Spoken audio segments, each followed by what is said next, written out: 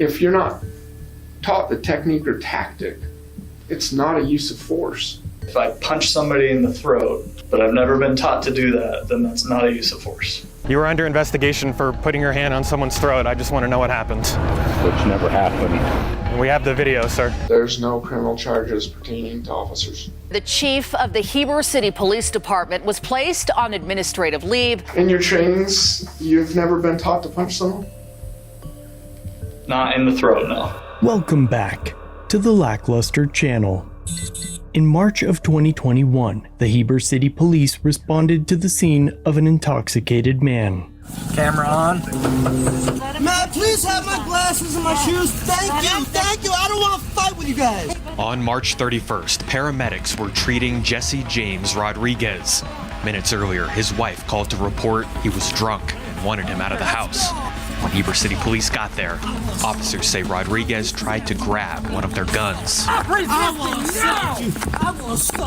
Chief Dave Booth accompanied his officers to the residence and aided in the man's arrest, during which he grabbed the suspect by the shirt and walked him to a patrol car. While putting the man into the cruiser, Chief Booth repeatedly grabbed the man's throat. Though just months prior, the department had issued a reminder that the choking of a suspect is strictly prohibited, especially when they're handcuffed. Officer Lucas McTaggart reported the policy violation to his supervisor, and eventually, the county sheriff was asked to lead a use of force internal affairs investigation. During his interviews, the chief claimed that it was something he had done hundreds of times.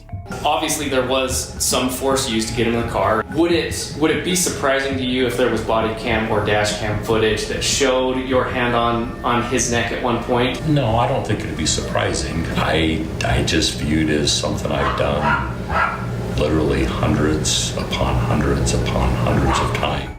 Sheriff Jared Rigby happened to be a friend of Chief Booth, which created an obvious conflict of interest. So it's no surprise that the allegations made against the chief were not substantiated and found to be baseless and without merit. The full findings of that investigation were never released, but this video of Sheriff Rigby was leaked, showing him interviewing the officer that first reported Chief Booth. So what we want to do is provide you some intro to what it is we're doing, ask some questions. We're doing an internal affairs investigation for Heber City Police Department. Okay. This has to do with the Jesse Rodriguez incident on March 31st, 2021. There was already a criminal investigation of this. So there are actually two. So one focused on Jesse James Rodriguez, and the other one focused on whether there were criminal violations of excessive use of force. And so the Rodriguez one is still ongoing in court, and the other one is that there's no criminal charges pertaining to officers. Garrity interviews, generally speaking, are meant when there are criminal charges that could potentially be on the table, or at least an investigation is ongoing or could be ongoing.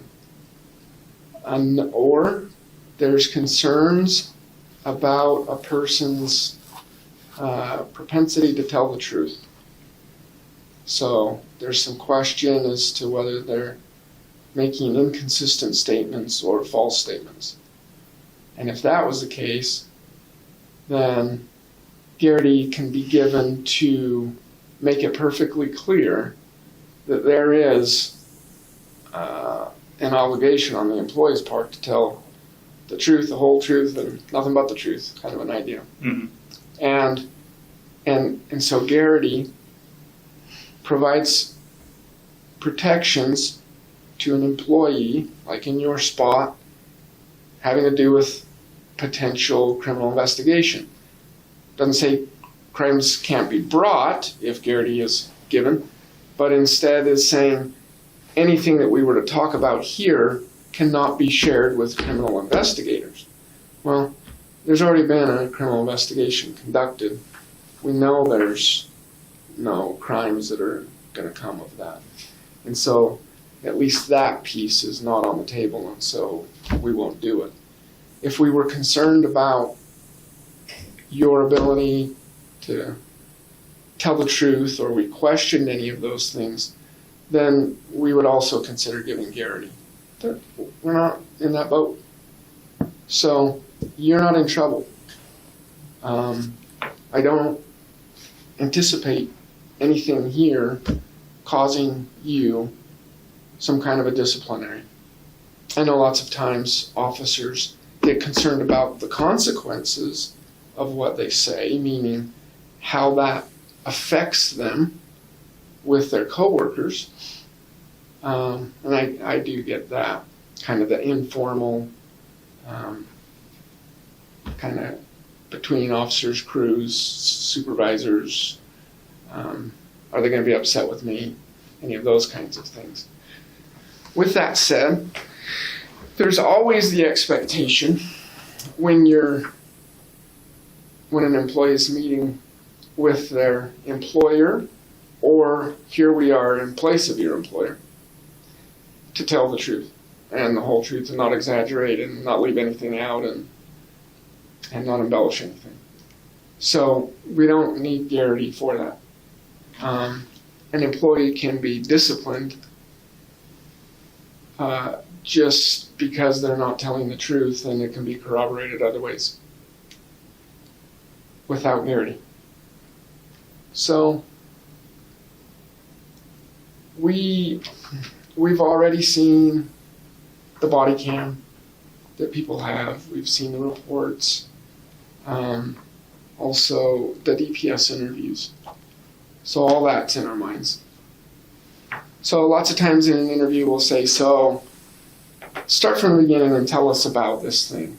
And that's just not where we're at with this at this point in time. It's just kind of a waste of your time. And so we're just going to start into some questions that are really kind of having to do with one part of the overall incident. And it's not even anything having to do with being in the house and being with Jesse James Rodriguez and then moving on to the gurney and then going to the cage and all that kind of stuff. We know that you're the FTO to Adrian Gondaria on this call, March 31st, 2021, right? Mm-hmm. And then from there end up being concerns in the police department about how it was handled, specifically whether there was excessive use of force, and even more specific, whether Dave Booth used any excessive use of force. So what do you know, or what was your involvement in after March 31st and that incident, and then discussion with others?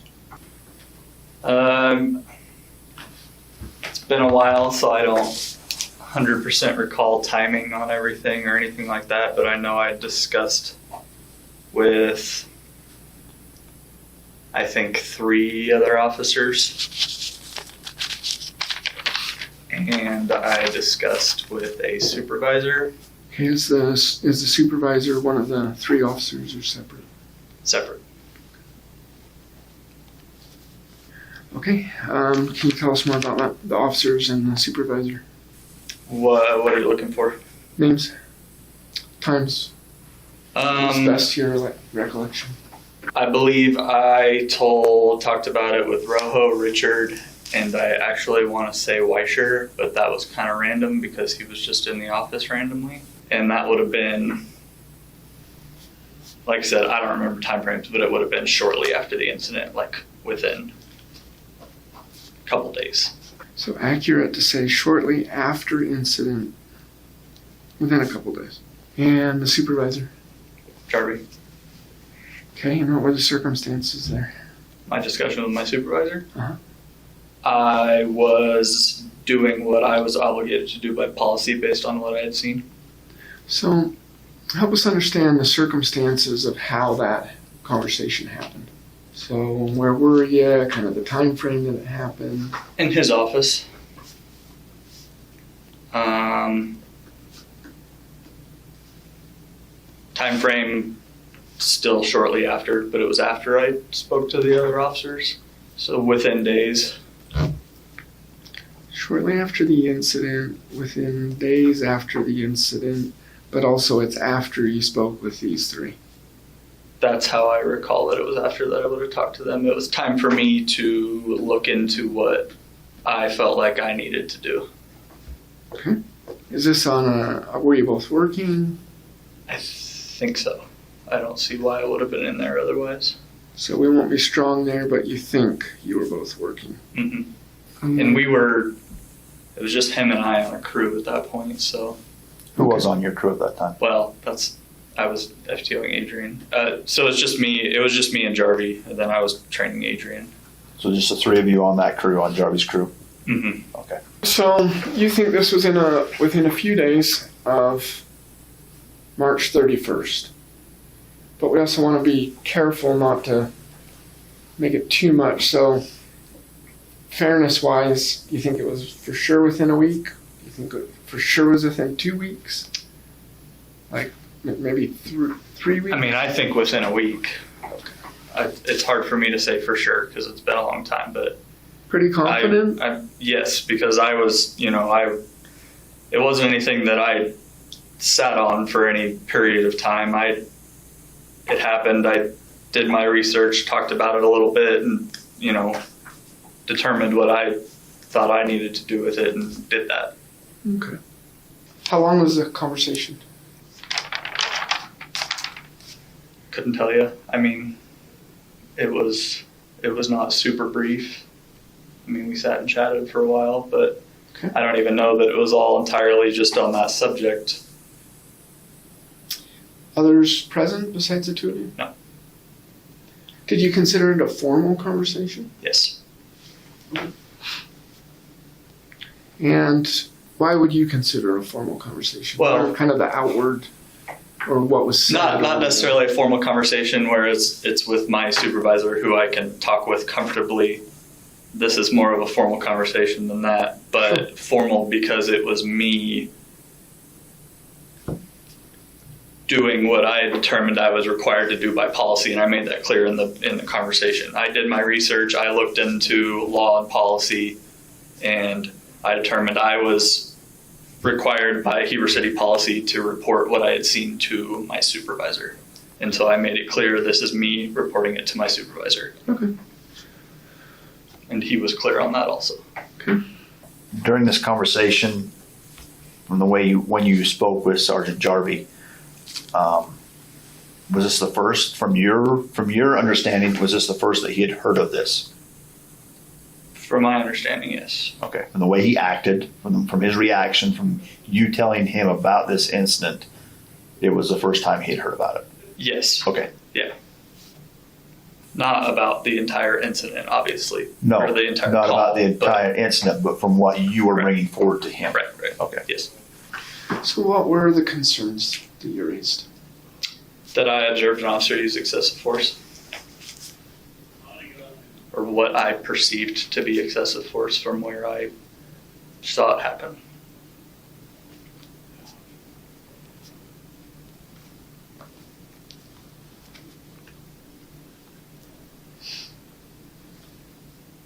Okay.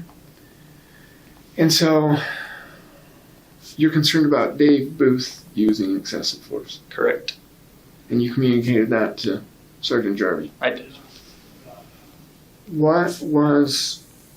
At what point do you think that Dave Booth used excessive force?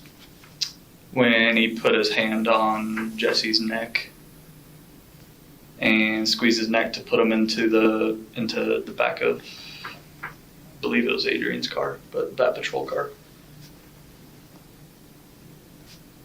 When he put his hand on Jesse's neck and squeezed. Is that accurate? Yes. And put him inside the car. Anything else, any other concerns that you raised at the time with Sergeant Jarvie having to do with the incident? Only how to deal with that, how to have that conversation with somebody that I was training to be a new officer who I thought witnessed it because it was just the three of us there. Everybody else was kind of milling around scene. To my recollection and my perception was at that moment, it was Jesse, Chief, Adrian, and me. Honestly, that was the most upsetting thing to me about it at the time, was that I was going to have to reconcile that with somebody who I was trying to teach how to be a cop. What do you mean when you say reconcile? I just didn't know how to approach it with him. Do I? Obviously, a difficult situation where it's Chief. If it was another line level officer, yeah, like, hey, this is cut and dry. What you saw happen there was wrong and not the way we do things, and that'll be dealt with. But you don't need to worry about that. But we need to have that conversation. And that's just a little bit more of a difficult conversation.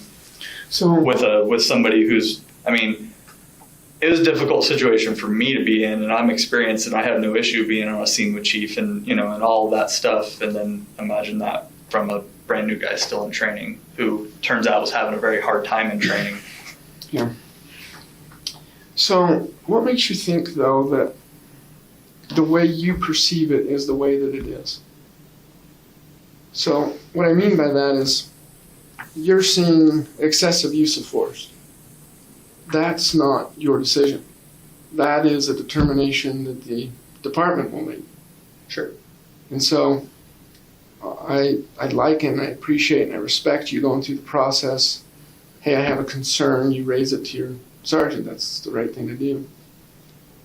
And maybe I'm misunderstanding what you're saying here, but the way that it's coming across to me, at least at this point, is that you're feeling like you have to explain to the new employee that the chief just used excessive use of force and now we got to work through that. Am I misunderstanding that? You're not. The way that I perceived that, it was pretty cut and dry from what I perceived. I was right there with it, and I didn't see anything, especially with, we've just been told chokeholds are against policy and all, George Floyd and everything else, and people going to prison and all of this stuff. And then we see that happen, and that was very clear to me that was inappropriate. So in one way or the other, maybe not. And maybe this is what you're getting at. I'm not saying that, yeah, he committed a crime at that point. what's a chokehold mean? Anything applying pressure to the neck. I mean, they're saying George Floyd, they're relating that to a chokehold, and he had a knee on the back of his neck, and you can't stop breathing from the back of the neck. So I mean, what? Is that what your policy talks about with chokehold? Is anything that applies pressure to the neck? I don't know, honestly. I don't know off the top of my head right now. But and to back up, that wasn't anything on the back of the neck. I mean, I watched his hands squeeze around the front of his neck. How long do you think that lasted for? I have thought about that because my other concern when I researched what my obligation was is, coming across the duty to intervene.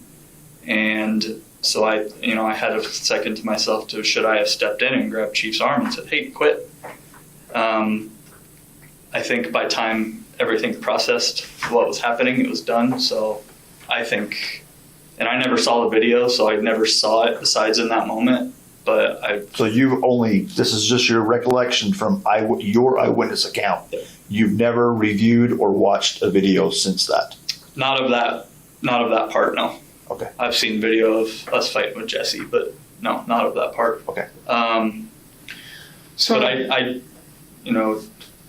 and I'm sorry, maybe I was in the middle of the statement. So overall, I think whether it's now or sometime in our interview here, I think it's good and it's fine to be talking about whether there's excessive use of force and chokehold and applying pressure and all those kinds of things. So I think that's good. I think that's healthy. We are here representing your department, also their views when it comes to their policy. I mean, that's what we're doing. We're doing an IA, so it's built on policy. And I'm sure there'll be things to come as far as training. But the bottom line is for right now, is it accurate for us to say that at least at that point in time, you felt like you were going to have to reconcile this with the new officer and saying that what the chief's doing there, you can't do that? Yeah, that was a concern. All right, so And maybe I should say that was a concern of whether I should do that specifically with him, or not, or how to approach that was my biggest concern, is how to deal with that as his trainer. Okay. And so, being the representative of the police department at this point in time, I guess the communication is that takes at least part of that off of your shoulders is really it's a determination that the process needs to follow, right? So if through the process it was determined that it's excessive use of force, then you're going to be in that boat. I understand that, but that's also not valid, because if the law is going to sit and say that an officer is legally required to intervene when there's excessive force being used, that's an in the moment thing, right? Mm-hmm. So how do I intervene on something that has to be determined by this later process? But you didn't intervene. No, I didn't. So but you don't need to get with the officer. If you didn't intervene, then why would you need to get with the officer and tell him? Because the reason I didn't intervene is because there was not time for me to intervene, because it was done. Okay, so What was my perspective of it? And like I said, I had that thought afterwards, should I have intervened? And I realized, this is something that happened so quickly that by the time I processed everything, it wasn't something if that had gone on, it would have been something for me to have intervened. Did you end up having a conversation with Adrian about it? A very non-specific conversation. Okay. So, Lucas, help us understand. So, you're really concerned about the spot it puts you in, because you're going to have to reconcile this with the officer, but you didn't reconcile it with the officer. That was my concern immediately on, did he see did Adrian see what I saw? Is he processing what I'm processing? Which, Mm-hmm. I don't know. His perspective, is it the same or different? Yeah, I to this day do not know. And in that conversation with Jarvie that I had, I also had this conversation about how to approach it with Adrian. And, we kind of determined it was best to have a more broad conversation of there's kind of an old way of doing things and a new way of doing things, and we can't do things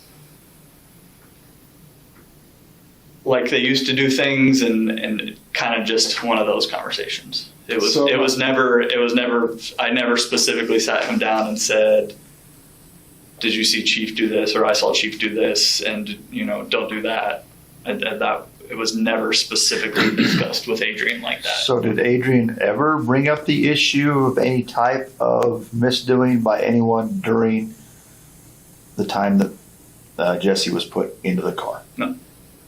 So he never did come to you and say, listen, I'm concerned, or during this conversation that you had of old school, new school, there was nothing brought up by Adrian as far as any concerns?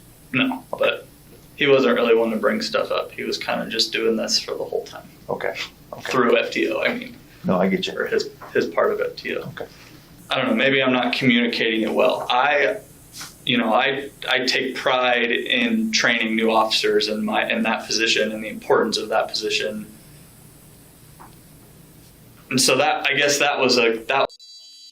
me having Adrian there was just something else onto that issue. That issue would have been that issue with just me there. And I saw what I saw independent of Adrian.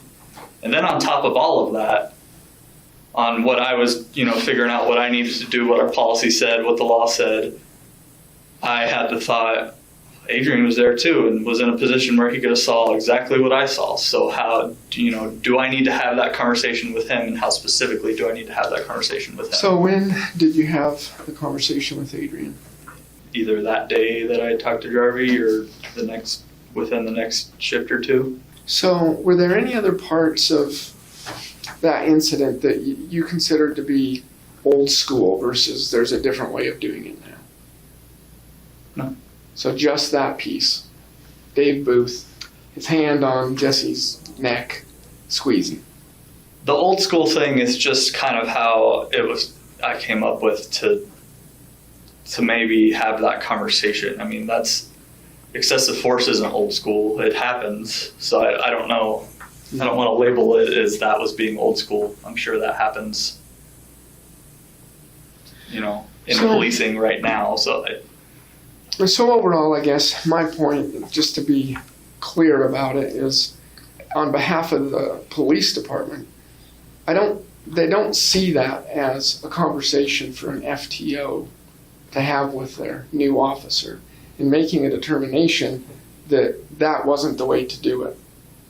That can work for other things, but not for something like this. Because if you're going to go and talk with your sergeant, because you're getting it off your shoulders, this is something that's important, and policy requires that I go and do this thing, there's a process for figuring that out. Mm-hmm. And it doesn't sit with an officer, and it doesn't sit with a sergeant, and it goes up like it did, mm-hmm. and ultimately it goes to the chief's supervisor, Mm-hmm. and then there's a criminal investigation on it, and then the decision on that, and then there's an IA that's done on it, and then there's a decision on that.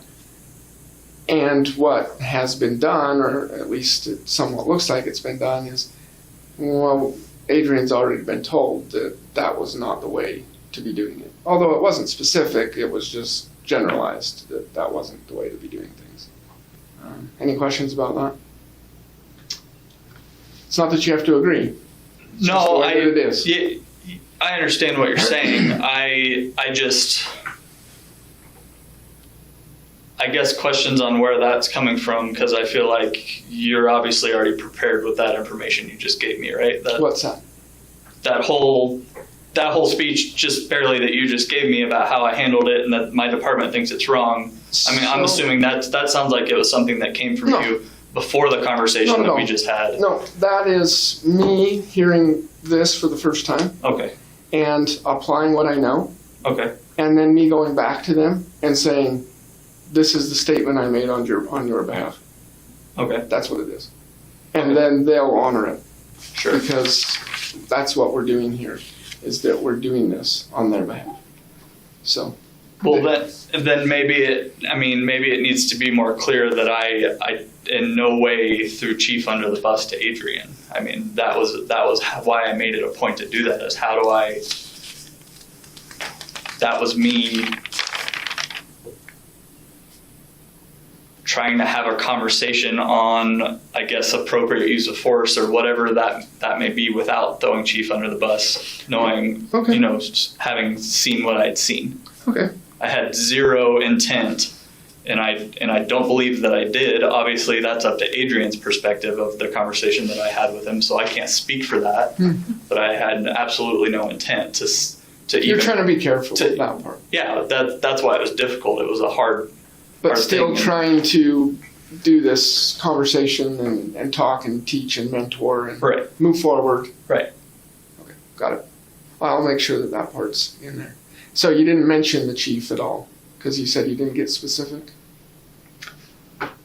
I don't know whether I mentioned Chief or if I did mention Chief, I didn't mention Chief, hey, he did something wrong. I definitely didn't ever bring up anything like this. It was a broad general conversation of there's a correct way to do things. Mm-hmm. So I don't know if I brought up Chief or not. I don't want to. Anything more on that point? No, not on that point. Okay. All right, I think I got that. And in the report that I do, I'll make sure that I include this part that you did not intend to throw the chief under the bus with Adrian on that part. Okay. What was your understanding of what was going to happen from there? There was no expectation of anything else to happen. Okay. So he didn't say, well, I'll go and do this or that or anything like that? He definitely gave no statement of this is going to happen next. There was also no statement of, nothing's going to happen with this. So I don't know if, I'm assuming it was like, okay, thanks, I'll look into it kind of thing. There was definitely no promise of action. I remember that much. So. And from you, was there any statement as far as like, this has got to be fill in the blank? I don't know what it would be, but was there an expectation on your part No. It's like, No. did it be handled a certain way, or? No, I made it clear from the beginning that I was doing what I felt like I was obligated to do, and that was where that's why I was having that conversation, because policy said that, and so I was fulfilling policy. Policy said report it to a supervisor, so and I made that clear. This is me reporting it to you. I'm done with it. In the interview with DPS, and I don't have anything against you, I don't, but there's this one part in the interview with DPS that confuses me. They ask you a few times about your concerns and whether you felt like there was excessive use of force. And you said that you were concerned, but based on your perspective of where you were, because you were back and not up right front, you didn't see anything that led up to that choking, however it's characterized. And so it might have been justified. You just didn't see that. You just saw Dave Booth's hand on Rodriguez's neck. Mm-hmm. I don't know if I remember that. I remember saying that. Yeah. To me, and here's the issue that I have, is that you're trying to say it on both sides, fence it. Say, I was concerned, but really I had no reason to be concerned because I didn't see the full thing of what happened. I disagree with that. I think that help us understand. I was making it clear that based on what I saw, from my perspective, I observed excessive force. I was also recognizing that excessive force is not determined by my perspective. That's what it was. It's as simple as that. I was, especially where that was a criminal investigation, so I'm not going to sit there. Obviously I'm going to be honest, and I was. This is what I saw, and I explained what I saw, and so I made that statement to acknowledge that knowing what I saw is this perspective. And so maybe I'll clarify to you then. I do not believe that there was anything that warranted that. But I also acknowledge that it is a possibility that something could have happened that I didn't see. That's a possibility. So you don't believe, help me understand that it warranted that. What's that? What Chief did, what I saw. You don't believe there was anything that warranted Booth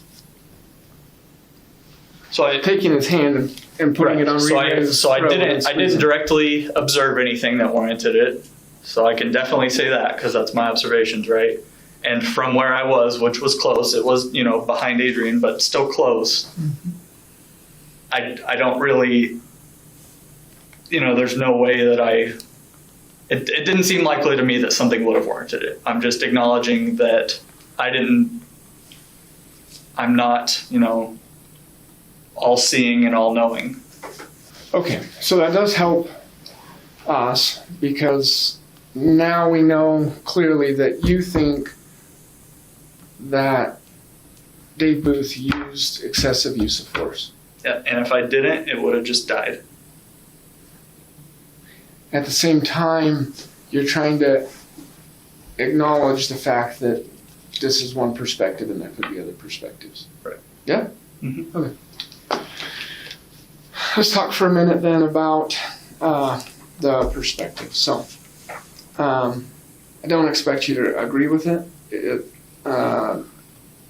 In people's situations like this, I would expect them to do a counter to the whole thing and come up with the reasons why it's not that. But the bottom line is that for both the criminal and the administrative review, there is no excessive use of force. And so your perception is wrong. And so you'll just have to figure out how best to go about that from here on out. I could go into more detail about why that is. I don't want to kind of belabor the point when the main thing is you knowing that that's just not. You and anyone else that thinks that that's how it is, that might have been your perspective at the time, but it's been found to be false. So there was no excessive use of force. So I don't know if it helps you at this point in time to have me explain why that? Sure.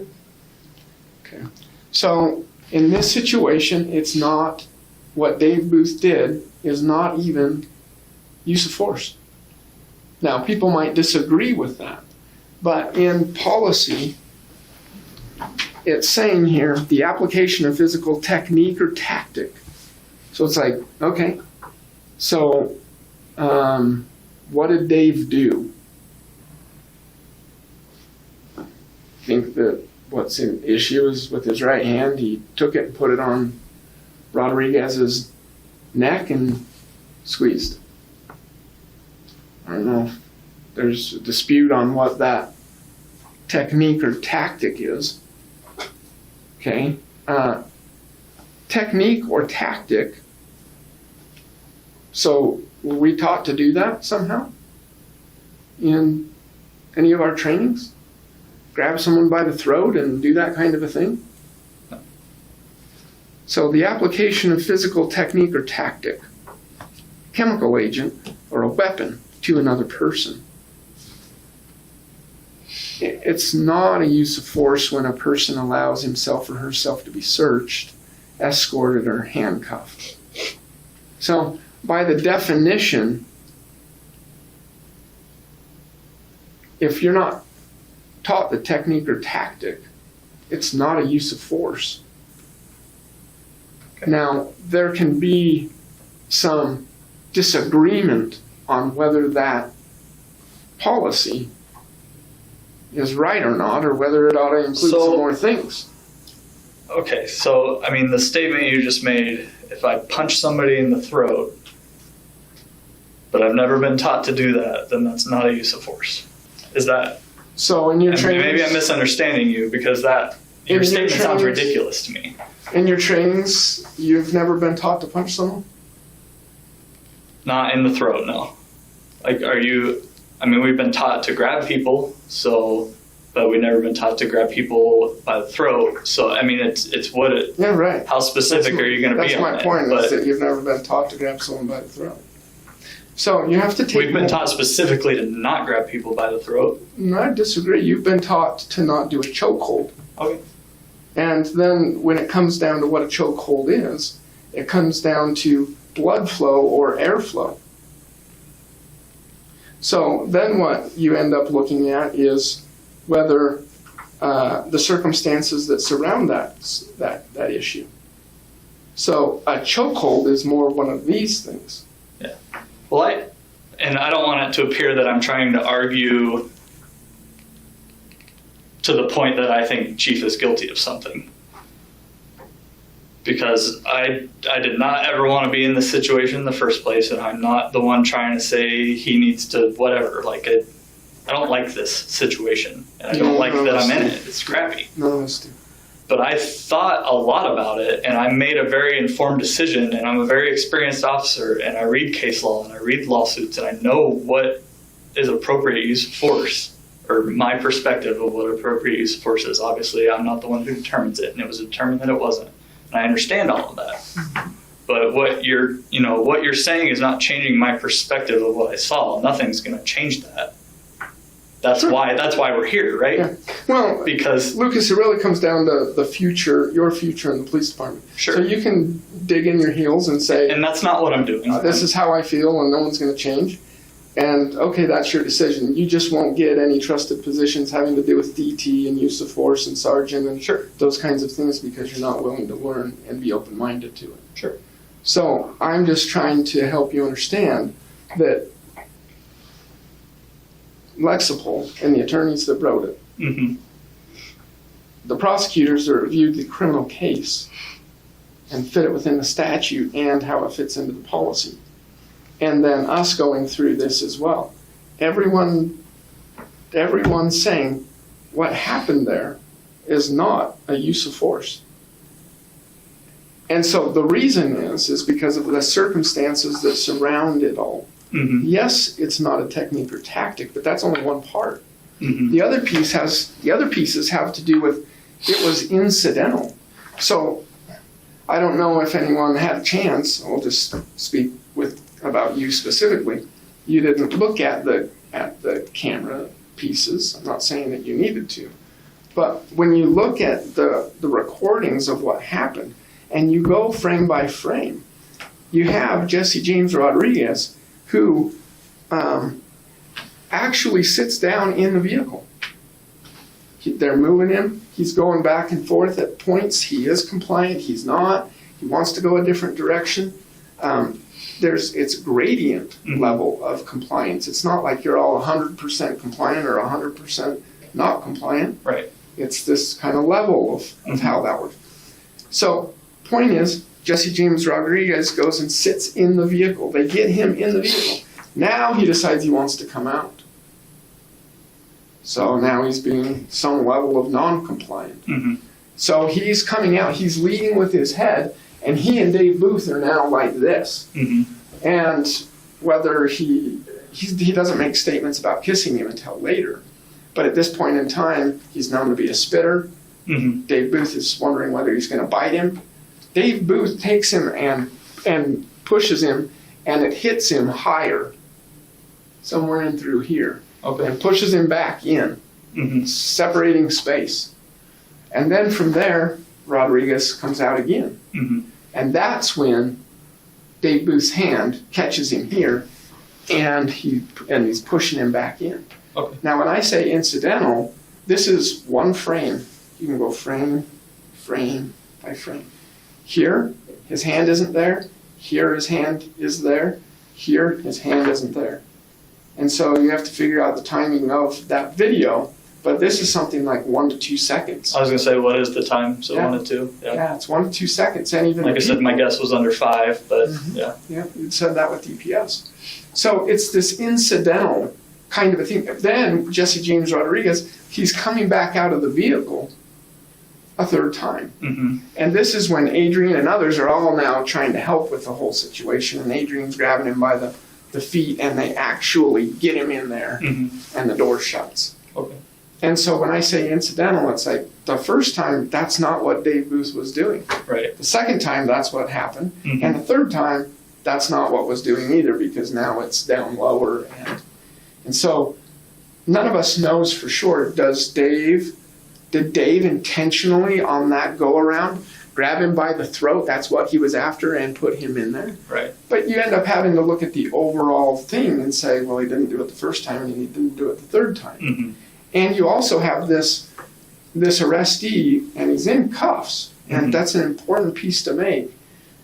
Some people are using that to say, therefore, he shouldn't have had someone put his hand on his throat. Mm-hmm. But the point is he's fighting, he's resisting, and he's continuing to come out and out and out. Dave Booth is, whether people agree with it or not, the final decision is Dave Booth is doing the best he can to get this guy in there. Mm-hmm. And this whole thing was unintended.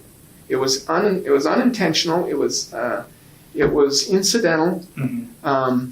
It was inconsequential because there's no loss of anything. You don't see anything happening with all of that. So in the future if we can go there for a second, in the future, the issue really comes down to not whether someone's hand was on someone's throat.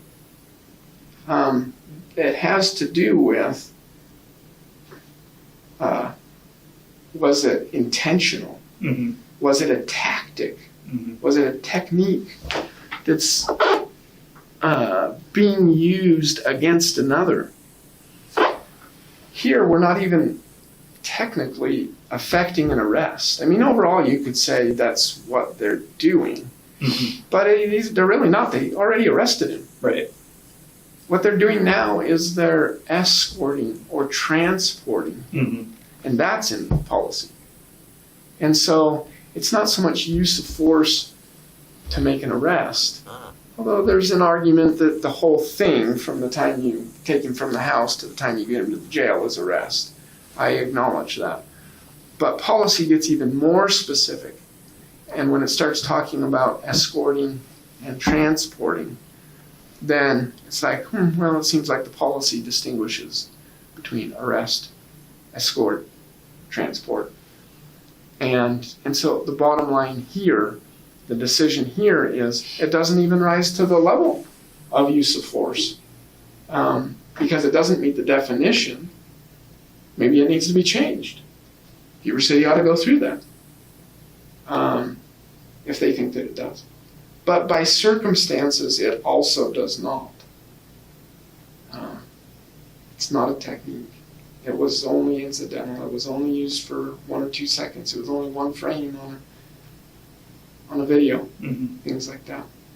And the courts and the attorneys and admin, they want to give cops the benefit of the doubt. Because when you're in it with someone, and all of a sudden my forearm hit him in the neck, and now it could have cut off some airway for some amount of time. Right. So it is concerning when you do see an officer's hand on someone's throat and that it's gripped. I'd say that it's like, that's and that was my concern. That's the concern. It's just once you, and it's kind of like pulling a trigger and then it's all second guessed forevermore. So once you actually go through the process and it ends up being, this isn't one. Valid to be concerned about it because it's this, but in the end, it's not. I just want to mention one thing is I've known you for a long time, Lucas, and you're very confident and I trust you. You know, if I have to go into a building, I want you on my back. And I think it's awesome that you researched, you took your time and you researched, but you didn't go that extra step. I think if you would have went that extra step, watched the video, I think your mind would be changed on this. Definitely. I really do. So maybe in the future, take it one more step. So was that video even mine to watch? Was that my body cam that showed that, or was it the cage cam in Adrian's car? This obviously doesn't matter. I'm just curious. So it's not Adrian's because his fell off, right? Right. His body camera fell off. Then there would have been one in the vehicle, then my camera. Yeah, I'm not talking about the one that's in the vehicle. Okay. So overall, and I agree with what Ryan's saying, another piece you have to read into that, though, another piece of policy you have to read into that, is that there's no requirement to do that work before you go to your supervisor.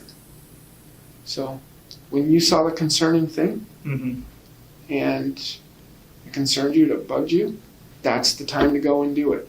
Now, as all of this progresses, right, then that continued work to try to figure out where things are at, that helps. Can you appreciate that this situation was changed by who it was? If this had been another officer, that probably, and I don't know because it wasn't, but that probably would have been the conversation immediately. It made things different because of who it was. It made things very serious immediately in my mind. And I'm not and that's why I'm not through with the investigation, so I guess it's not fair for me to answer the question at this point in time, but I appreciate you raising the question with it because I think you have a valid point. Sure. From the beginning of all of it, I was trying to do the right thing. That's what I always try to do. I don't think anybody can question my integrity in anything I've done in this job, and I stand by that. And I was extra trying to do the right thing because it was my chief. And so what I still, the reservation or me holding back just a little bit is that to some extent, the more you trust someone, the less concerned you are with the issue. Mm-hmm. So, I don't know. Some people might take what I just said to say, oh, so we should sweep that under the rug. No. If you feel concerned about it, you should raise it. But to some extent, someone that has a lot of years' experience, or that's their expertise, or blah, blah, blah, you've had a lot of experience with them. Yeah, it can be more, I mean, nobody wrote reports on this thing. Nobody went to the county attorneys on this thing. So there's just different indicators that's like, well, everyone was focusing on Richard Christ and Jesse James Rodriguez. Mm-hmm. That's where the issue that's where the use of force was. Right. Because that did involve technique and tactic. Yeah. So, anyway, it's a good point. So, one thing that we're going to need from you is a written statement on your feelings about this excessive use of force. So, we're not asking you to agree with us. Mm-hmm. We're asking you to put yourself back in the spot of when this happened. And that's what we need to do, is to document this thing. And so you had a concern, and when you go and raise it with Jason Jarvie, and then a report being done, hey, on this day or time, or at least the best of your recollection, I went to Jason Jarvie, I spoke to him about these things. My concern is this.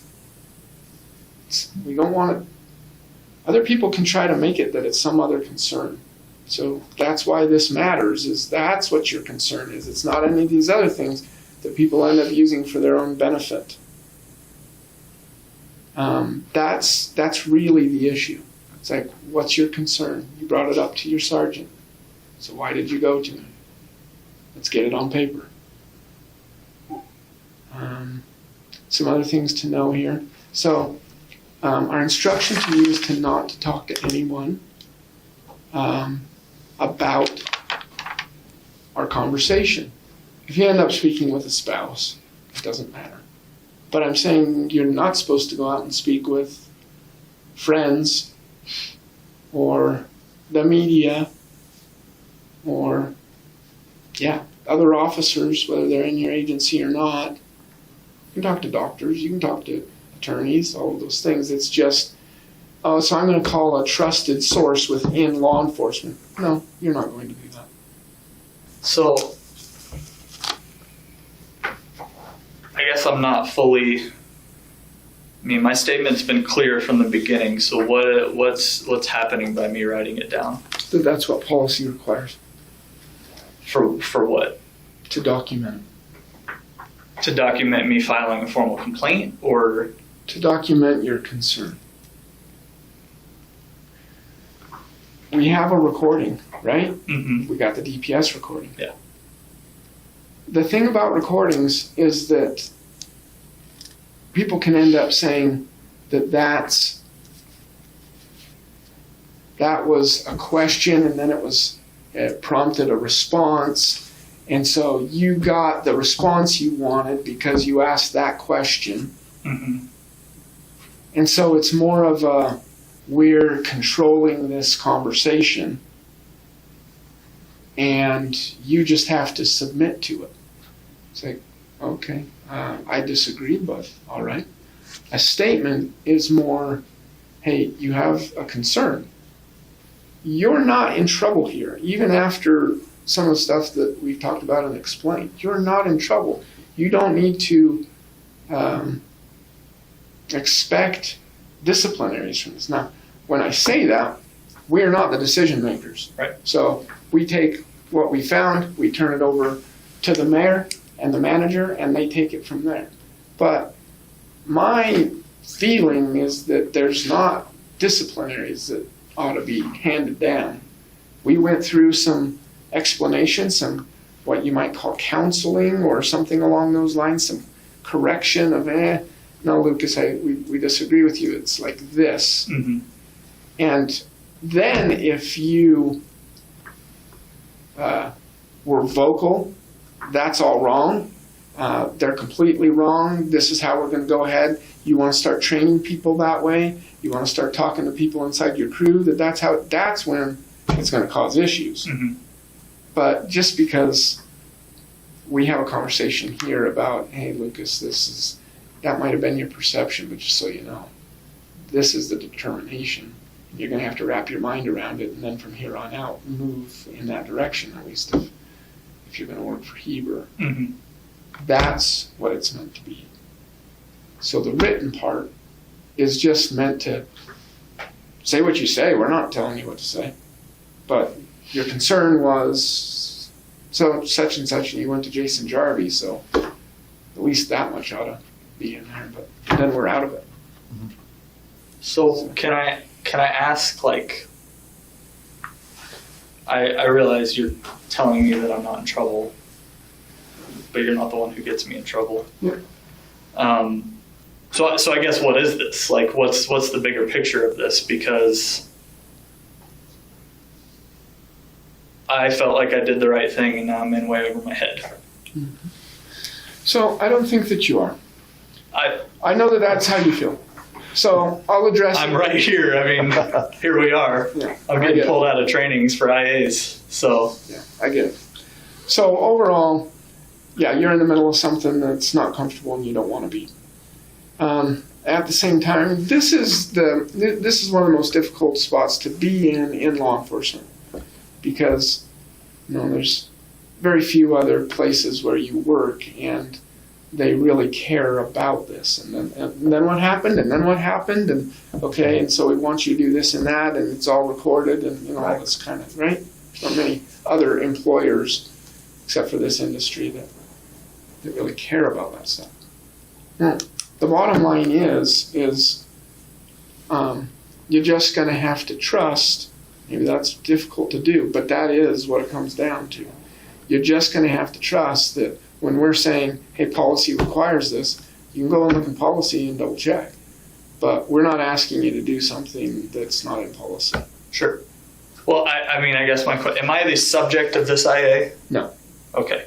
So somebody else, obviously an IA is on a person. I mean, they can, right, they can all start, and it can be a generalized thing. Right. But I'm also not trying to and obviously you're not going to tell me more information than that, but okay, so I'm not the subject of this. And I'm not trying to pass this off as though this is just an IA and it could be anybody, anything. It is not generalized that way. No. Okay. But no, you're not a subject.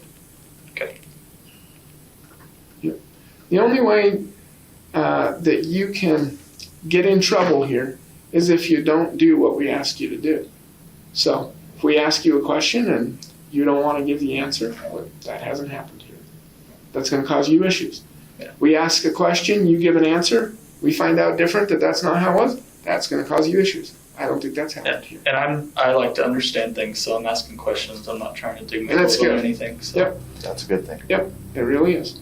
Before that video went public, Sheriff Rigby was a candidate to become the state-appointed director of Utah Post, or Peace Officer Standards and Training. But just 2 days before he was set to be sworn in, the video you just watched was released. At that point, the job was basically guaranteed to be his, and as director, Rigby would have overseen the training and certification of approximately 9,000 police officers, deputies, and troopers across Utah. The video showed that during the investigation of his buddy, Chief Booth, Rigby had threatened Officer McTaggart's career, seemingly for reporting misconduct. You just won't get any trusted positions having to do with DT and use of force and sergeant and those kinds of things because you're not willing to learn and be open-minded to it. After watching that video, McTaggart's supervisor filed a complaint against Sheriff Rigby with Post. Sheriff Rigby would then sit down with Fox News' Adam Herbitz to dodge some questions. You just won't get any trusted positions having to do with DT and use of force and sergeant and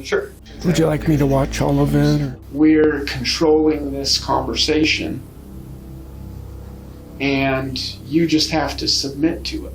As an incoming post director, it's not appropriate for me to speak about that matter. There's a pending case right now. Were you asked about it as part of your interview process? I'm sorry, I'm not able to speak to it, Adam, at this point. And with reports of the alleged bullying and intimidation of a witness, his candidacy for post director was immediately suspended. Jared Rigby is no longer being considered to direct the training and investigating of Utah peace officers. Earlier this month, he was just hours away from being sworn in when state leaders, including Governor Cox, learned more about a Fox 13 News investigation showing a video of Sheriff Rigby allegedly bullying and intimidating a police officer. If Jared Rigby got this position, basically it would be his job to police the police. But today, a committee of his peers, including other chiefs and sheriffs, said they are no longer willing to move forward with his appointment. Sheriff Rigby had already given the Wasatch County Council a letter of resignation to take the position at post, but they allowed him back in, and today he remains the elected sheriff of Wasatch County. Rigby originally planned to step down as sheriff to accept a position as the director of peace officer standards and training. But on Monday, his appointment to that job was indefinitely postponed. Rigby was recently reelected to the sheriff position in November. It was over the weekend. He wrote that he is fully committed to his work at the sheriff's office, but it's unclear if he would step down a second time if the state decides to still allow him to serve as post director. Officer McTaggart and his direct supervisor are no longer employed by Heber City. Both officers were paid nearly $8,000 after reporting that they were retaliated against after reporting the issues. Heber City has agreed to pay thousands of dollars to two former sergeants who accused the department of retaliating against them for voicing concerns about the chief. The city settled any potential lawsuit by giving the officers $7,800. Neither side admitted wrongdoing, and the city says neither side is allowed to speak. Mayor, is it true that you told a room full of officers that, quote, karma is a bitch? Our reporting also revealed, as part of the internal affairs investigation, Chief Booth was never interviewed before being cleared of all wrongdoing. There are allegations of retaliation, collusion, corruption here, and then it all resulted again in a taxpayer-funded settlement. The public has a right to understand how public money is being spent. The State Records Committee agreed that the law says the settlement must be made public. Chief Booth walked away and retired, and with his retirement, the town was set to name the new Department of Public Safety building after the chief, but they have since decided to choke that idea out after these videos went viral. The idea originally came from Mayor Heidi Franco, who wanted to thank Chief Booth for his hard work. But some people who live in Heber City, like Nick Lopez, say if they're going to name the building after someone, that's a special honor that should generally be reserved for an officer who did something truly heroic. Chief Booth has been in the news for all the wrong reasons lately, which is overshadowing some of the positives he brought to Heber City. Mayor Heidi Franco was not happy. She said she felt disrespected by the city council and that she thinks the building should have been named after Chief Booth. We're the ones that damaged Chief Booth's reputation with the actions that the city took, and we're the ones to restore his reputation. So, what do you think? Should the building have been named after Chief Booth? Perhaps there's a suitable name for the location, such as the Choking Booth or the Suffocation Square. Let me know what you think in the comments down below. It appears this story is filled with corruption, a good old boy buddy system, and a thick blue line that you dare not cross. Because if you do, they'll find a way to get you out, no matter what the cost to the taxpayer. If you enjoyed this video, be sure to check out another episode linked on screen.